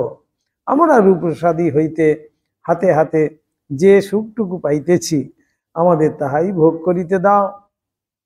নানা তর্ক যুক্তি ফন্দি ফারাক্কা তুলিয়া আমাদের সেই ভোগটুকু মাটি করিও না। আমরা কিন্তু তাই বলি, একদম তাই। লীলা প্রসঙ্গকার সেইটাই তুলে ধরেছে যে ওইসব তোমাদের জন্য ঠিক আছে, ওইসব আমরা পারবো না। আমরা আমাদের তখন সংসারে আছি, বেশ গাছেরটাও খাচ্ছি নিচেরটাও কুড়োচ্ছি, বেশ ভালোই আছি। বলে কাঁঠালও খাচ্ছে, কাঁঠালের বীজটাও খাচ্ছে, তাই তো এখন তো কাঁঠালের সময়। পাকলে এঁচড়ও খায় কাঁচা, আবার পাকলে পরে তার কোয়াগুলো খাচ্ছে, আবার বীজটাও ফেলছে না। এই আমাদের এখানেই দেখেছি, আমাদের এখানে কাঁঠাল দেওয়া হচ্ছে তো কাঁঠালের বীজগুলো বের করে রেখে দিয়েছে। আমি আমাদের ঠাকুরকে জিজ্ঞেস করলাম এই বীজ কি করবে, বলে আরে না বীজ তো খুব ভালো খাওয়া। বাবা কিছুই ছাড়া যায় না দেখছি। সেই অবস্থা আমাদের সংসারের সব, আমরা সবই কিন্তু খাচ্ছি। তাই এখানেই বলছেন যে ঠাকুর তোমারটা তুমিই রাখো, আমাদেরকে এইটুকুন করতে দাও, আমাদের ভোগটুকু মাটি মাটি করিও না। আবার দেখো বিজ্ঞানবিদ আসিয়া আমাদিগকে বলিলেন, আমি তোমাকে যন্ত্র সহায়ে দেখাইয়া দিতেছি এক সর্বব্যাপী প্রাণ পদার্থ, ইট কাঠ সোনা রূপা গাছপালা মানুষ গরু সকলের ভিতরেই সমভাবে রহিয়া ভিন্ন ভিন্ন ভাবে প্রকাশিত হইতেছে। বর্তমান কালের জড়বিজ্ঞান ভোগ সুখ বৃদ্ধির সহায়তা করে বলিয়া আমাদের উহাতে অনুরাগ। বিজ্ঞানকে কেন ভালো লাগে? সুখ সুবাদি দিচ্ছে। ভাবুন তো এখন ফ্যানের ঘরে গিয়ে আমরা যদি গিয়ে বসতাম, ক্লাস করতে ভালো লাগতো? ফার্স্ট ক্লাস এই ঘরে বসে আছি নিশ্চিন্তে, কত সুন্দর সুখ সুবাদি দিয়েছে, কত সুন্দর ক্লাস করছি, তাই তো ভালো লাগছে। সর্বব্যাপী প্রাণ পদার্থ এবার বলছে, আমরা দেখিলাম বাস্তবিকই সকলের ভিতরে প্রাণ স্পন্দন পাওয়া যাইতেছে। বলিলাম, বা বা তোমার বুদ্ধিখানার দৌড় খুব বটে, কিন্তু শুধু ওই জ্ঞান লইয়া কি হইবে? ও কথা তো আমাদের শাস্ত্রকর্তা ঋষিরা বলিয়া গিয়াছেন বহুকাল পূর্বে। তুমি না হয় উহা এখন দেখাইতেই পারিলে, উহার সহায়ে আমাদের রূপরসাদি ভোগের কিছু বৃদ্ধি হইবে বলিতে পারো। তাহলে বুঝিতে পারি। বিজ্ঞানবিদ বলিলেন, হইবে না? নিশ্চিত হইবে। এই দেখো না, তড়িৎ শক্তির পরিচয় পাইয়া তোমার দেশ দেশান্তরের সংবাদ পাইবার কত সুবিধা হইয়াছে। বাষ্পীয় শক্তির কথা জানিয়া রেল জাহাজ কল কারখানা করিয়া বাণিজ্য ব্যবসায়ের দ্বারা তোমার ভোগের মূল অর্থ উপার্জনের কত সুবিধা হইয়াছে। বিস্ফোরক পদার্থের গূঢ় নিয়ম বুঝিয়া বন্দুক কামান করিয়া তোমার ভোগ সুখ লাভের অন্তরায় শত্রুকুল নাশের কত সুবিধা হইয়াছে। এইরূপে আজ আবার এই যে সর্বব্যাপী প্রাণশক্তির পরিচয় পাইলে, তাহার দ্বারাও পরে ঐরূপ কিছু না কিছু সুবিধা হইবেই হইবে। তখন আমরা বলিলাম, তা বটে, আচ্ছা, কিন্তু যত শীঘ্র পারো ওই নবাস্কৃত শক্তি প্রয়োগে যাহাতে আমাদের ভোগের বৃদ্ধি হয়, সেই বিষয়টায় লক্ষ্য রাখিয়া যাহা হয় কিছু একটা বাহির করিয়া ফেল, তাহা হইলেই বুঝিব তুমি বাস্তবিক বুদ্ধিমান বটে। ওই বেদ পুরাণ বক্তা ঋষিগুলোর মতো তুমি নেশা ভাঙ করিয়া কথা কহ না। বিজ্ঞানবিদ শুনিয়া আমাদের ধারা বুঝিয়া বলিলেন, তথাস্তু। এই হয়েছে আমাদের। আমরা কিন্তু ঠিক তাই, একদম পরিষ্কার আমাদের যে কথাগুলো বর্তমান যুগের সকল শিক্ষিত যারা, শিক্ষিত সমাজ, সকল শিক্ষিত আমি বলবো, তারা কিন্তু এই কথাই বলছে যে কি এসব পাগলের মতো ভগবান ভগবান করছে। নিজে কিভাবে বড় হবে, নিজে কিভাবে প্রতিষ্ঠিত হবে, কিভাবে ব্যাংক ব্যালেন্স বাড়াবে, তোমার পয়সা কিভাবে হবে, তুমি কিভাবে রোজগার করবে, সেগুলো চিন্তা করো, প্র্যাকটিক্যালি ভাবো, প্র্যাকটিক্যাল হও। আমরা তো বাড়িঘর ছাড়ার সময় কত এইসব কথা শুনতে পেয়েছি, প্রত্যেকেই। এই ভগবান ভগবান করে মাথা খেয়ে কোনো লাভ নেই। নিজেরটা নিজে ভাবো, নিজের পায়ে নিজে দাঁড়াও, নিজে প্রতিষ্ঠিত হও, সমাজে মাথা উঁচু করে দাঁড়ানোর মতো তোমার সেই অধিকার লাভ করো। এই তো শিক্ষা আমাদের বর্তমান যুগেও কিন্তু ঠিক তাই। প্রত্যেকে আমরা কিন্তু তাই বলছি, প্রত্যেক মা বাবা তার ছেলে মেয়েকে কিন্তু ঠিক সেইভাবেই বড় করছে, সেইভাবেই শিক্ষিত করছে। একটু ছোট্ট বাচ্চাকে কিভাবে পড়ার প্রেসার দেওয়া হয় যদি আমরা দেখি, পানিশমেন্ট ছাড়া আর কিচ্ছু না। তার নিজের যে চিন্তাধারা সেটি বর্ধিত হওয়ার কোনো উপায়ই নাই। মা বাবার চিন্তাধারাই তার মধ্যে বর্ধিত হচ্ছে, তার নিজস্বতা একটি আছে যে সেইটাই নেই। সেই জন্য সে একবারে কলের পুতুলের মতো হয়ে দাঁড়ায়। বড় হয়ে সে কি করে? সে ঠিক যা যা শিক্ষা পেয়েছে, স্বার্থপরতা, পয়সা রোজগার, নিজেরটা ছাড়া কিচ্ছু ভাববে না, এই ছাড়া সে আর কিছু ভাবে না। সেই ওই শিক্ষায় বড় হয়েছে, তো কি করবে? তার নিজস্বতা, তার যে নিজের ডেভেলপমেন্ট একটা রয়েছে, সেটা তো তাকে হতেই দেইনি আমরা। আমাদের শিক্ষাতেই তো মূল। এখন কোন বাচ্চাদের আছে এরকম? আগে যে এই যে গুরুকুলের আমাদের প্রথা ছিল, গুরুকুল মানেই হয়তো প্রাথমিক শিক্ষা গুরু দেবেন, তারপরে কিন্তু তার মধ্যে সেই নিজস্বতা থাকবে। সে যেদিকে যেতে চাইবে সেদিকে তাকে তার মা বাবা শুধু সহায়ক হবে, গাইড করবে, আর কিছু নয়।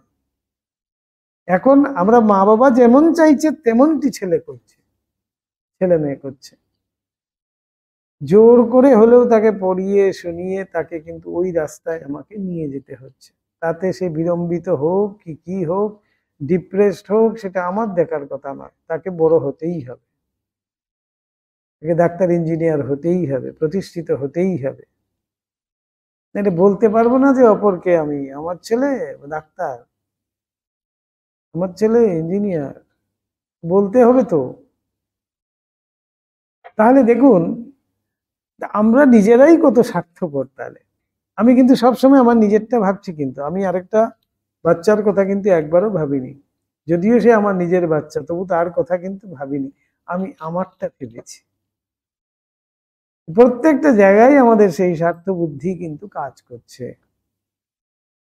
তাকে বড় হওয়ার সেই যে গতিটি, সেই গতিটি আমরা কিন্তু নষ্ট করে দেই।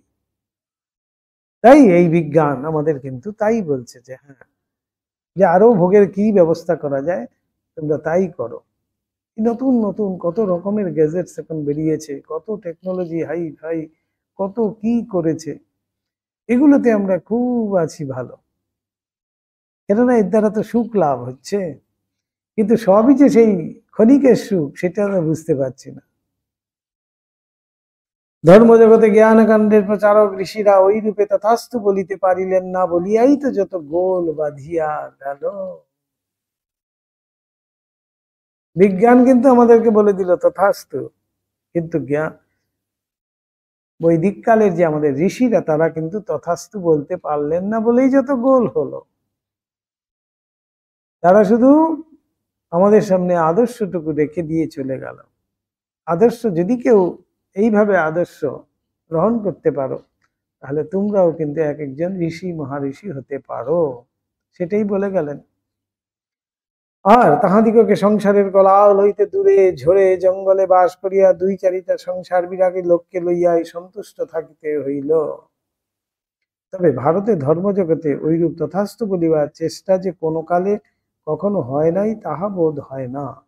বৌদ্ধযুগে শেষের কথাটা স্মরণ করো, তখন তান্ত্রিক কাপালিকেরা মারণ উচাটন বশীকরণ আদি বিপুল প্রসার করিতেছেন। যখন শান্তি সস্তায়ন আদিতে মানবের শারীরিক ও মানসিক ব্যাধির উপশম আরোগ্যের এবং ভূত প্রেত তারাইবার খুব ধুমধাম পড়িয়াছে, তখন তপস্যা লব্ধ সিদ্ধাই প্রভাবে অলৌকিক কিছু একটা না দেখাইতে পারিলে এবং শিষ্যবর্গের সাংসারিক ভোগ সুখাদি নির্বিঘ্নে যাহাতে সম্পন্ন হয়, দৈবকে ওইভাবে নিয়ন্ত্রিত করিবার ক্ষমতা তুমি যে ধারণ করো, লোকের নিকট এরূপ ভান না করিতে পারিলে তুমি ধার্মিক বলিয়াই পরিচিত হইতে পারিতে না। সে যুগের কথা স্মরণ করো, তখন ধর্মজগৎ একবার ভোগের কামনা পূর্ণ করিবার সহায়ক বলিয়া ধর্মনিহিত গূঢ় সত্য সকলকে সংসারী মানবের নিকট প্রচার করিতে বদ্ধপরিকর হইয়াছিল। কিন্তু আলোক ও অন্ধকার একত্রে একই স্থানে এক সময় থাকিবে কি রূপে? আলো আর অন্ধকার দুটো থাকতে পারে না। ফলে স্বল্পকালের মধ্যেই কাপালিক তান্ত্রিকদের যোগ ভুলিয়া ভোগ ভূমিতে অবরোহণ এবং ধর্মের নামে রূপরসাদি সুবিস্তৃত ভোগ শৃঙ্খলের গুপ্ত প্রচার। তখন দেশের যথার্থ ধার্মিকেরা আবার বুঝিলে যে যোগ ভোগ দুই পদার্থ পরস্পর বিরোধী। তাই বলছেন আলো ও অন্ধকার, যোগ আর ভোগ একসাথে হয় না। কাম আর রাম, ঠাকুর বলছেন কাম আর রাম, যাহা কাম উহা নাহি রাম, যাহা রাম উহা নাহি কাম, হয় না। একত্রে একাধারে কোনরূপেই থাকিতে পারি না এবং বুঝিয়া পুনরায় ঋষিকুল প্রবর্তিত জ্ঞান মার্গের পক্ষপাতী হইয়া জীবনে তাহার অনুষ্ঠান করিতে লাগিল। বৌদ্ধযুগে সেই আমরা তো দেখতে পাই বৌদ্ধযুগে কিরকম করে সেই সবাই সন্ন্যাস নিয়ে নিল, কিন্তু দেখা গেল যে না, সেই সন্ন্যাস রক্ষা করার মতো আমাদের মানসিকতা নেই। কেননা সেখানে গিয়ে কাপালিকরা ঢুকে গিয়ে সেই মূল স্রোত থেকে, তাদের উদ্দেশ্য থেকে দূরে সরে গেল। তাই সেখানে কিন্তু সুখ ভোগ এসবই দেখা গেল। সেখান থেকেই মানুষ কিন্তু আবার যেন আরেকটু শিক্ষা নিল যে না, সেই যে আমাদের প্রাচীন ধারা, সেখানেই আমাদের যেতে হবে। সেখানে গিয়েই আমাদের হয় যোগ নাইলে ভোগ, দুটোর মধ্যে একটাকে গ্রহণ করতে হবে, করে সেই আদর্শ আমার জীবনে প্রতিফলিত করতে হবে। কি সুন্দর আমাদের লীলা প্রসঙ্গকার যুক্তি তর্ক, আমাদের মানব মনোভাব সমস্ত দিয়ে কিন্তু এখানে বোঝাচ্ছে। ওম নিরঞ্জনম নিত্যম অনন্ত রূপম ভক্তানুকম্পাধৃত বিগ্রহং বৈ ঈশাবতারং পরমেশমিদ্যম তম রামকৃষ্ণম শিরসা নমামহ। ওম শান্তি শান্তি শান্তি। হরি ওম তৎসৎ। শ্রীরামকৃষ্ণার্পণমস্তু।